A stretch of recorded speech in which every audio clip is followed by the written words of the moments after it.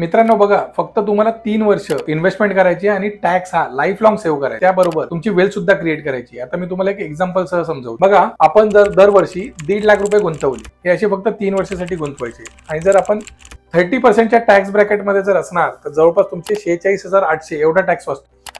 20% tax ब्रॅकेटमध्ये ही amount 31,200 आणि 10% tax ब्रॅकेटमध्ये 15,600 वाचणार। आता बघा, 2025 ला जर आपण 1.5 लाख रुपये इन्व्हेस्ट केले तर ते 2028 ला आपले युनिट्स हे फ्री होतात। म्हणजे 2028 ला आपले ते युनिट्स आपण पुन्हा रिइन्व्हेस्ट करू शकतो। सेम 2026, 27 असे 3 वर्ष तुम्हाला पैसे भरायचे 1.5 लाख रुपये। 3 वर्षात तुमचे ते इन्व्हेस्ट होणार आणि तिथे तुमचा 46,000 दरवर्षी हा टॅक्स वाचणार। आता 2028 ला आपण कुठले पैसे इन्व्हेस्ट करायचे, तर 2028 ला जे युनिट्स फ्री झाले आपले हे 1.5 लाख रुपयाचे, ते युनिट्स आपण रिडीम करायचे आणि 2028 ला पुन्हा इन्व्हेस्ट करायचे। ते 2031 ला परत फ्री होणार आहे।